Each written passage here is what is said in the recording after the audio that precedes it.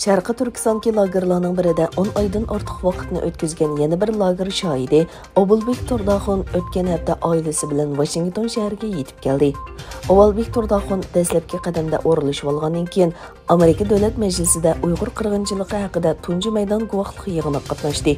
U o'zining 2018 yil fevraldan beshida qora holda kiydirilib, Xitoy soqchilarining mashinasiga chiqarilgan kundagi voqealardan boshlab lagerga ilib berilganligi, buningga Qirg'izistonda viza muddati to'shib ketkicha turganligining sabab qilib ko'rsatilganligi, so'roq jarayonida diniy e'tiqodi va nima uchun Qirg'iziston fuqarosi bilan uylanganligi qatorliqlarning so'ralganligini bayon qildi.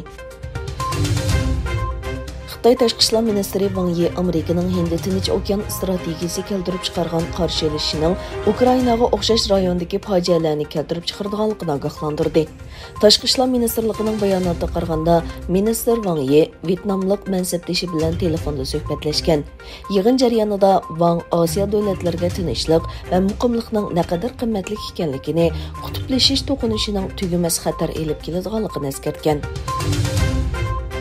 Rossiya Tashqi ishlar ministrligining bayonotchisi Mariya Zakharova Shvetsiya va Finlandiyaning Shimoliy Atlantik ahdi tashkilotiga qo'shilishining Shimoliy Yevropaning tinchligi va muqimligiga positiv oqibatlarni elib keladiganligini bayon qildi.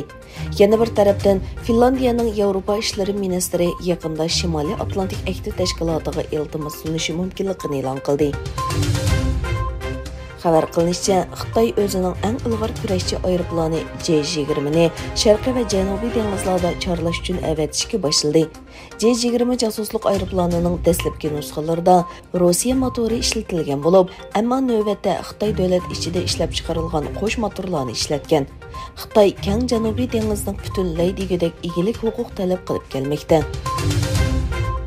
Qirg'izistonning muavin bosh ministri Edel Baysalov bu davlatni ziyorati bo'layotgan Amerika Tashqi ishlar ministrligining xalq ishlari, demokratiya va kishilik huquq ishlari maslahatchisi Uzra Ziya bilan ko'rishdi. Ma'lum bo'lishicha, Uzra Ziya bundan ilgari Qozog'istonning poytaxti Nur-Sultonda Qozog'iston prezidentining xalqaro hamkorlik alohida vakili Erkan Kazixan va Qozog'istonning birinchi tashqi ishlar ministri Okan Rahmatlin bilan ko'rishdi. Amerika parlamentidagi 6 nafar kengash va Avom palata a'zosi Tayvanni ziyorat qildi.